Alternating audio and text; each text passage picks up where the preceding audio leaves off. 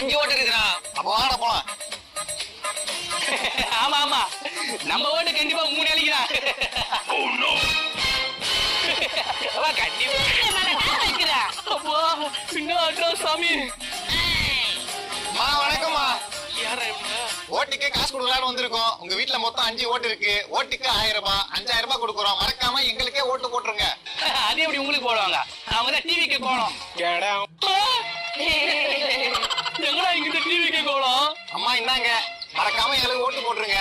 கண்டிப்பா உங்களுக்கு தம்ப போட்டுருவான். என்ன திடீர்னு காத்து ரொம்ப வேக மாட்டேங்குது. நான் காத்து தேடிக்கிட்டேன்.